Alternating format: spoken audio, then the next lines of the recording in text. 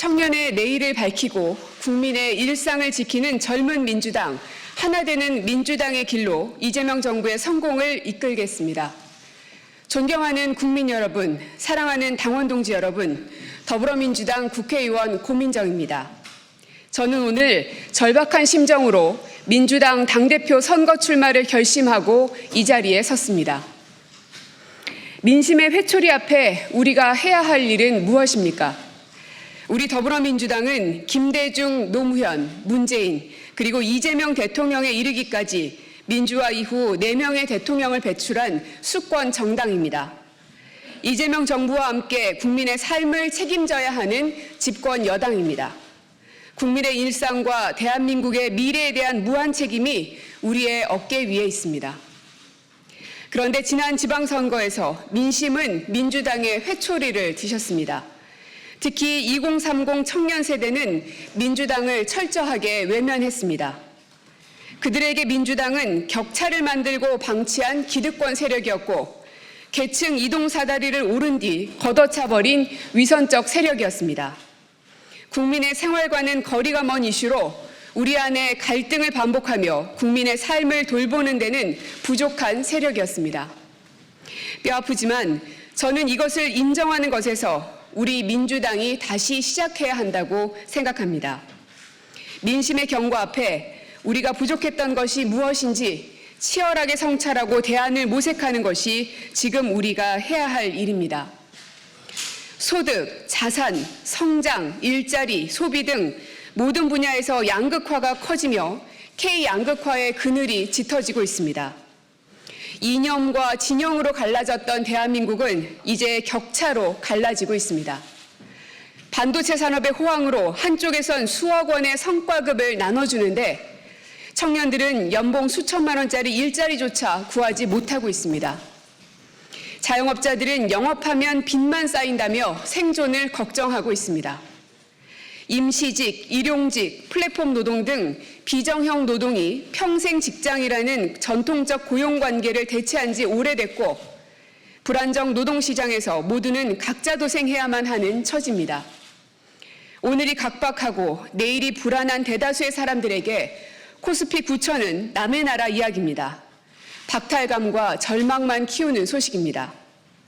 성실하게 일해도 안정적인 삶에 도달하기 어렵고 내 집 마련은 꿈도 못 꾸며 노동소득만으로는 자산 격차를 따라잡을 엄두도 내지 못하는 청년들, 불안한 미래를 걱정하는 국민들, 우리는 그리고 우리의 정치는 이들을 향해야 합니다. 우리는 달라져야 합니다. 낙인 찍기와 멸칭의 언어를 거두고 상대를 인정하고 소통하며 대안을 찾아 나가야 합니다. 우리를 지지하는 당원과 지지자의 마음에 국민의 뜻을 더해 개혁은 개혁대로, 민생은 민생대로 성과를 내야 합니다. 그것이 집권 여당의 책임을 다하는 길입니다. 우리 내부의 단합 없이 외연 확장을 이룰 수 없고 외연 확장 없이 국민 다수의 마음을 얻을 수 없습니다. 선후의 문제가 아니라 우리가 함께 슬기롭고 조화롭게 추진해야 할 과제입니다. 그런데 우리의 모습은 어떻습니까? 나와 생각이 다르다고 손가락질하고 국민은 관심도 없는 누가 누구의 계보인지 따지면서 여전히 우리만의 리그에 빠져 있는 것은 아닙니까?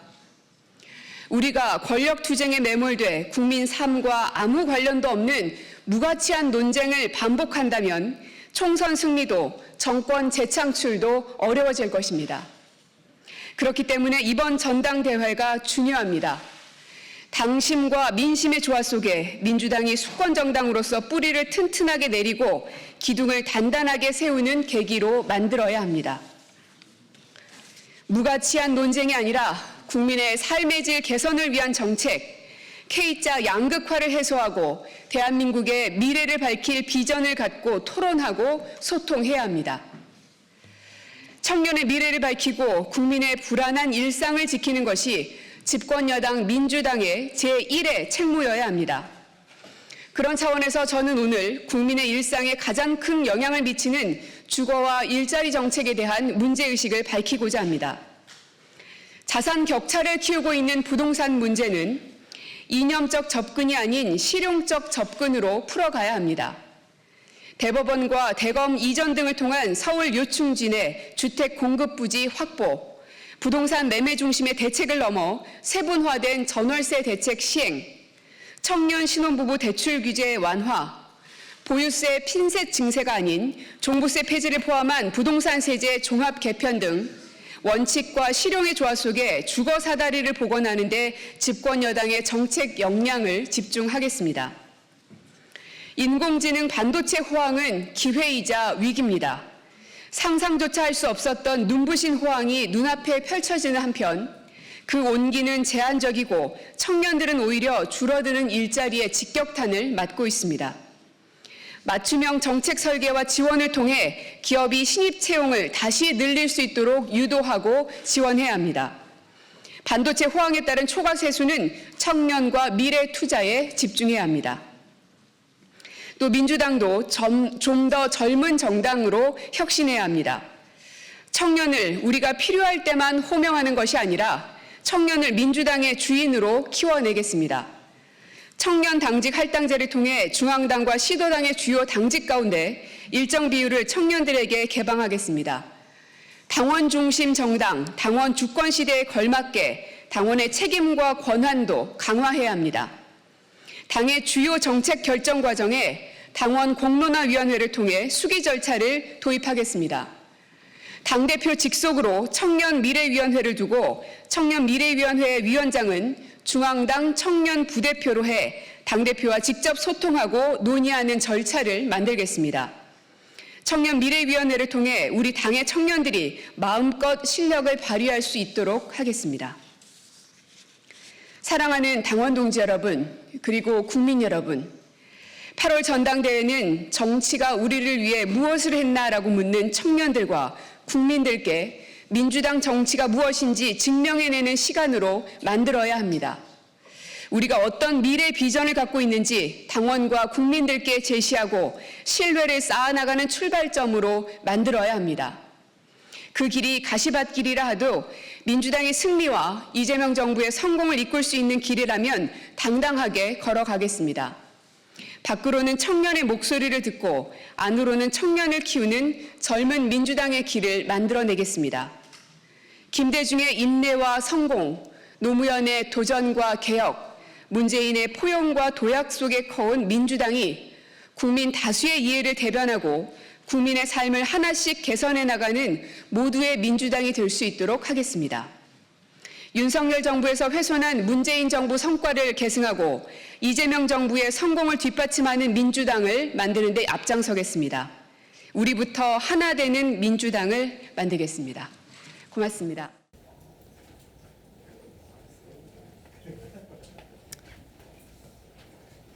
네, 질문 주시면 답변 드리도록 하겠습니다.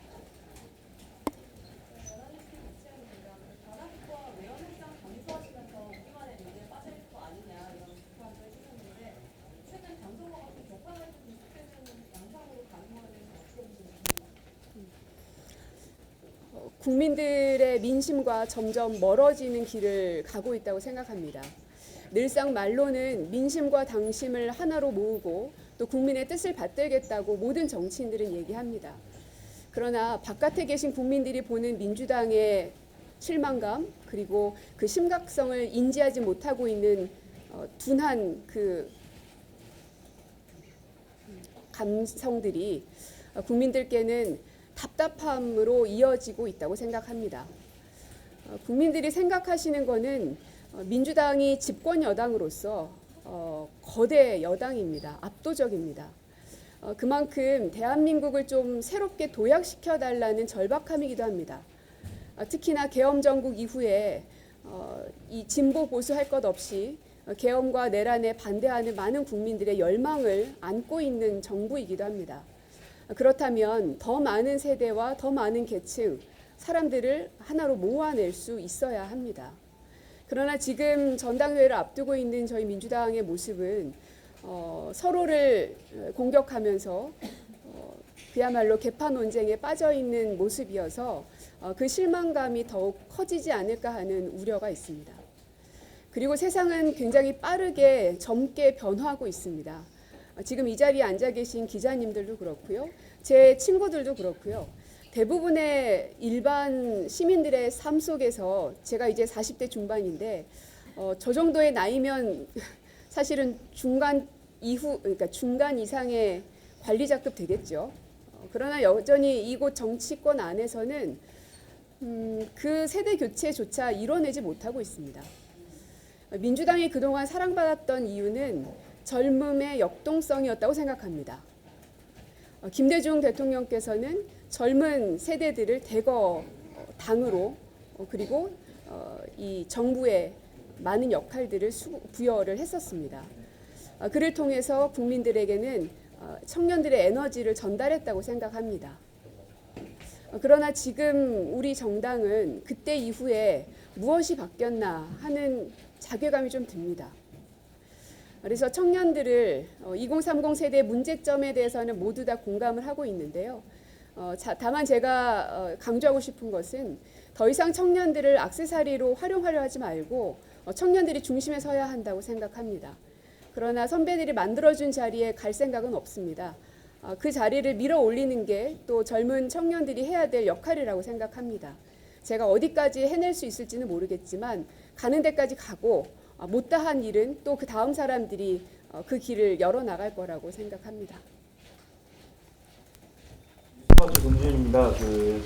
출마 선언문에서 지방선거에서 민주당이 희소리를 맞았다고 하시면서 국민 생활과는 거리가 먼 이슈로 내부 갈등을 반복했다고 했는데 어떤 모습들을 이 당 안의 갈등이라고 하신 건지 말씀 설명 좀 부탁드리겠습니다. 지금 청년 세대가 가장 심각하게 고민하는 것은 미래가 보이지 않는다는 겁니다. 굉장히 높은 스펙을 갖고 있습니다. 지금 이 시각에도 그 이력과 경력을 쌓기 위해서 엄청난 경쟁들을 하고 있습니다. 그러나 그들의 절망감은 닥쳐오는 AI 시대를 맞아서 내가 하고 있는 이 일이 조만간 없어질 거라는 불안감을 같이 갖고 있습니다. 그러면 그 불안감에 대해서 우리 사회는 해답을 줘야 합니다. 하다못해 같이 고민해야 됩니다. 정답이 없는 길을 우리가 새롭게 열어가는 것이기 때문에. 그만큼 이 젊은 세대들은 앞으로의 일자리에 대해서도 막막한 겁니다. 그리고 부동산도 마찬가지입니다. 지금 보면 30대가 집을 매매하는 퍼센트가 가장 높습니다. 예전과는 달라진 양상입니다. 그 사람들이 집에 대한 혹은 돈에 대한 개념이 훨씬 강해져서 그럴까요? 좀 그렇다고 생각하지 않습니다. 지금의 시대가 그리고 상황이 그렇지 않습니까? 그러면 그들을 위해서 뭔가 주거 사다리가 만들어져야 됩니다. 일자리도 사다리가 만들어져야 됩니다. 그러나 모든 정책들은 이미 가지고 있는 사람들을 위한 정책이거나 거기에 그냥 머물러 있습니다. 이제는 그것을 바꿔야 된다고 생각을 하고요. 지금 이렇게 쭉 말씀드린 것처럼 주거 문제가 됐든 일자리 문제가 됐든 모두 다 국민들이 지금 당장 내일을 어떻게 살아야 될지 막막함을 풀어줘야 될 이슈들입니다. 그러나 우리 민주당 안에서 이 이슈들을 얼마나 치열하고 서로 싸워가면서 경쟁하면서 논의했는가 하고 묻고 싶습니다. 논의하지 않았습니다. 지금까지 민주당은 다양한 목소리가 소통될 수 없었고 무엇이 하나 정해지면 그냥 그대로 따라야만 하는 상황들이 계속 반복됐습니다. 언제까지 그럴 수 없다고 생각하고요. 민생을 챙길 수 있는 아젠다는 여러 가지가 있을 겁니다. 그리고 민생 말고도 우리가 챙겨야 하는 것들, 국방, 안보, 혹은 검찰 개혁 여러 가지가 있겠죠. 어느 것 하나 버릴 수 없는 의제들입니다. 어떤 하나의 의제만 왜 집중했느냐에 대한 문제의식보다는 왜 다양한 의제들을 같이 다루지 못했느냐 하는 문제 제기를 하는 겁니다. 우리는 거대 여당이고 역대 이렇게 많은 숫자의 국회의원이 있을 수 없을 정도의 숫자를 가지고 있습니다. 그 실력을 또 힘을 발휘해야 될 때가 지금이라고 생각합니다. 오마이뉴스 이성이라고 하는데 실제 3위긴 하지만 어쨌든 당원들 선택을 받아야 선출이 될 수 있잖아요. 다른 주자들과 다르게 이제 본인만의 차별점이랄지 당원들이 이제 의원님을 당대표로 선출해야 될 이유가 뭐라고 생각하시는지 좀 여쭤보시죠. 저는 당원들의 마음속에도 새로운 희망과 씨앗을 키우고 싶은 욕망이 있다고 생각합니다. 제가 어디까지 갈 수 있을지는 모르겠습니다. 늘 도전이라는 건 불가능에 도전하는 게 도전이니까요.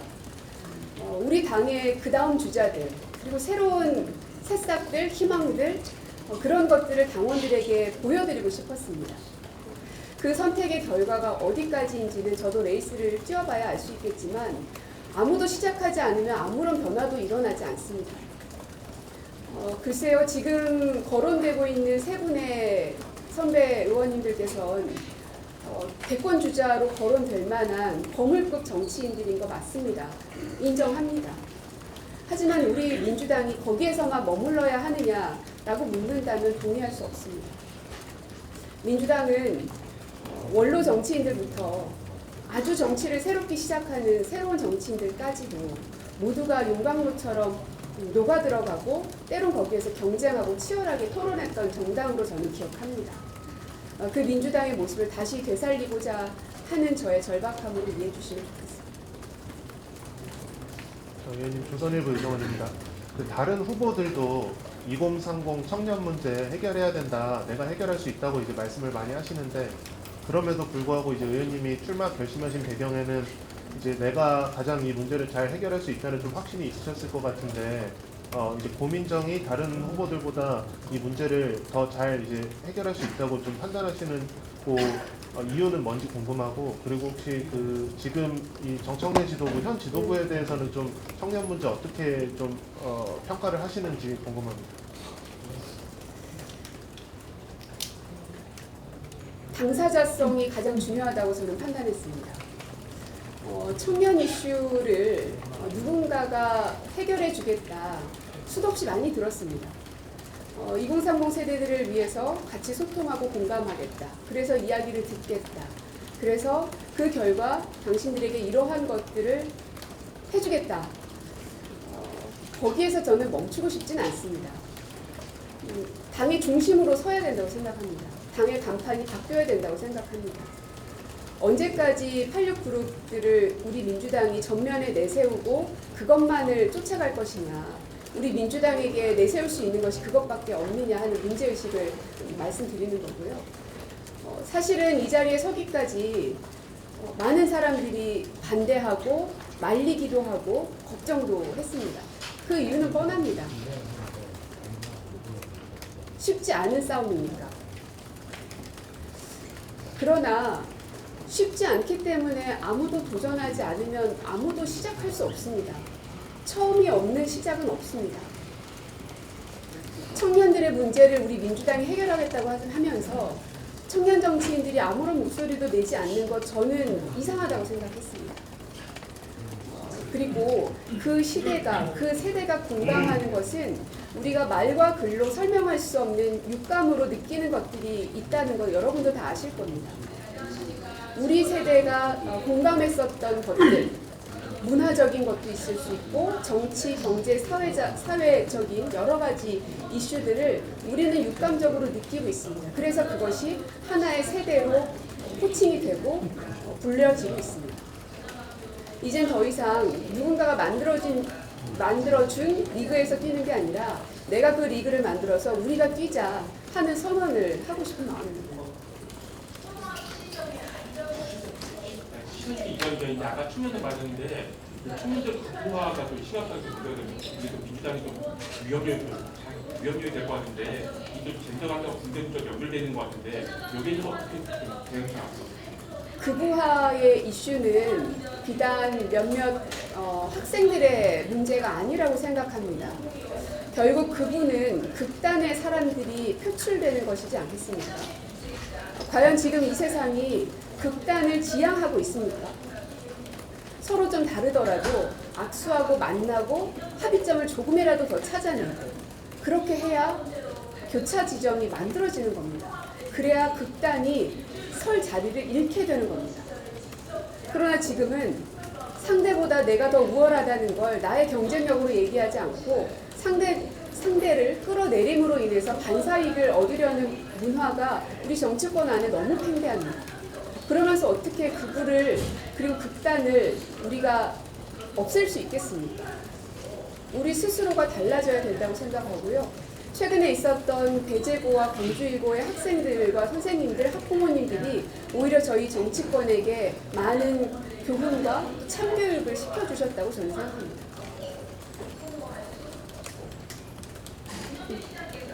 예.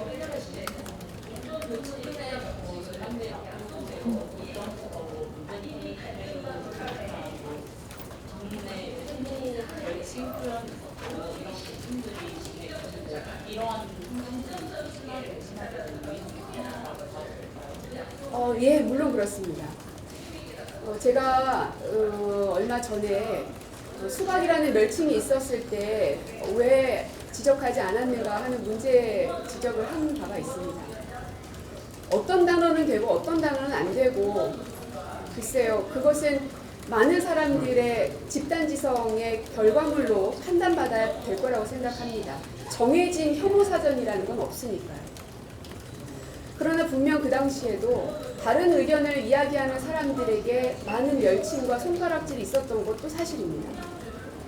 그것을 다시 되돌아가서 무엇을 하자는 의미는 아니고요. 그러한 멸칭들이 존재했을 때 처음부터 강하게 차단하고 더 이상 번지지 않게 했었어야 되는데 그걸 하지 못하는 게 지금까지의 이 갈등 상황을 불러냈다고 생각합니다. 무엇이든지 초반에 잡으면 그 간극을 좁힐 수 있습니다. 문제 없는 깨끗한 사회는 세상에 없지요. 그러나 얼마나 더 깨끗하게 세상을 만드느냐는 우리가 할 수 있다고 생각합니다. 지금부터라도 문재인 전 대통령 또 이재명 대통령 두 분께서 멸칭에 대한 문제의식을 공감하셨고 당부하셨습니다. 그러면 이제 우리 정치인들이 실천해야 될 때입니다.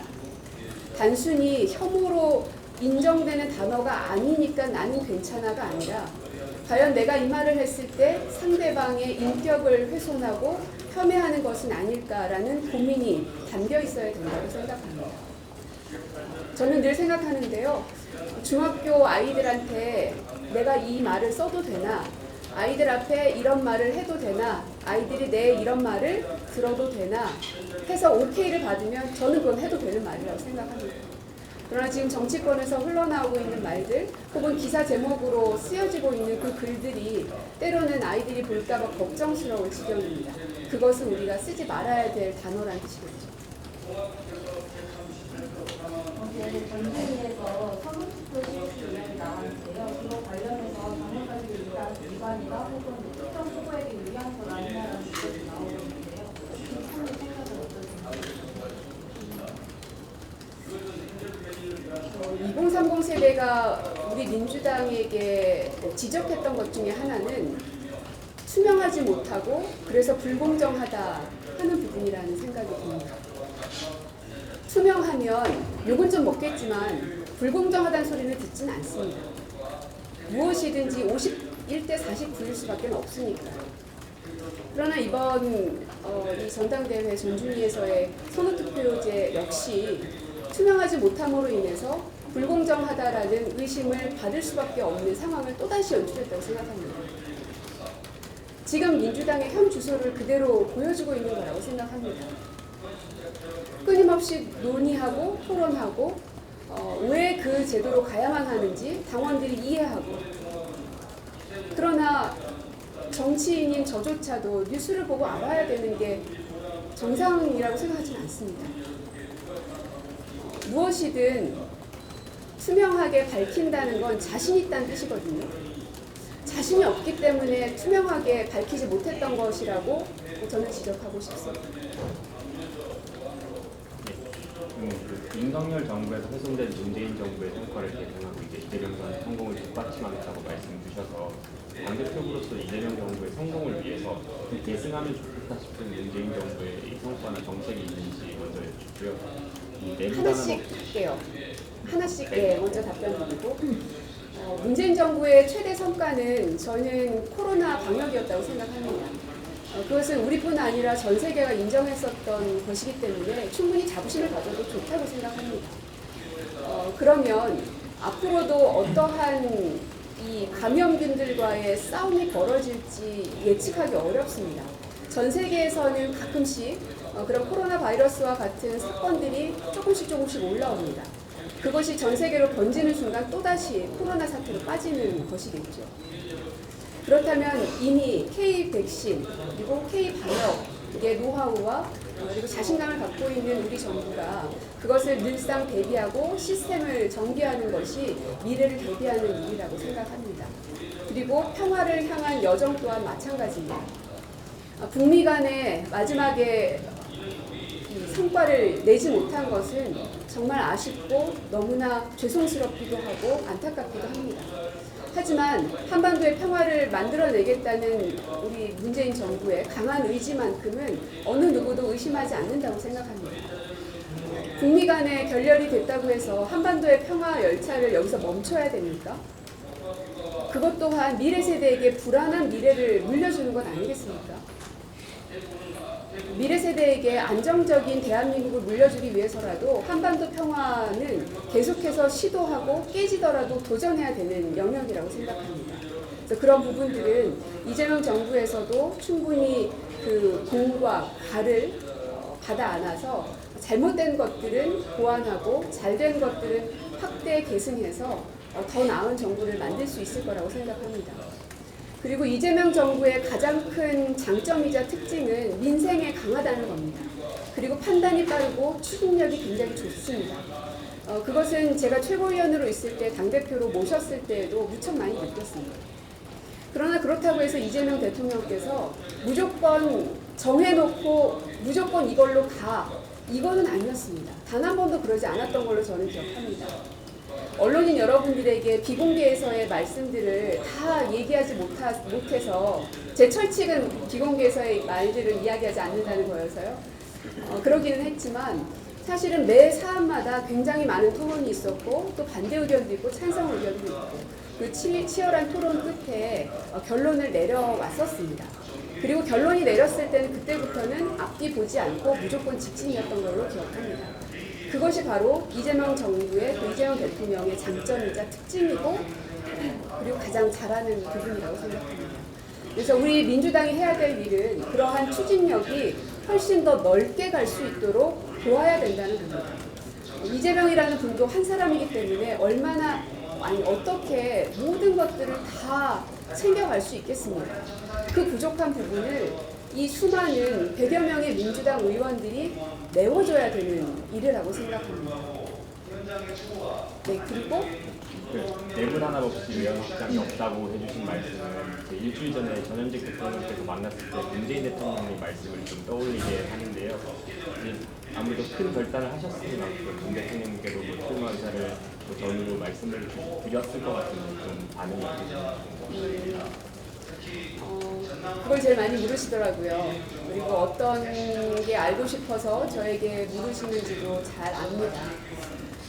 그러나 제가 해야 될 일은 문재인 대통령을 넘어서는 일이라고 생각합니다. 어떤 정치인도 그 울타리 안에서만 갇혀 있을 수는 없습니다. 늘상 제가 마음속에 품고 있었던 것은 어느 순간이 되면 그리고 과연 나에게 그만한 능력이 있을까? 그것을 넘어설 수 있을까?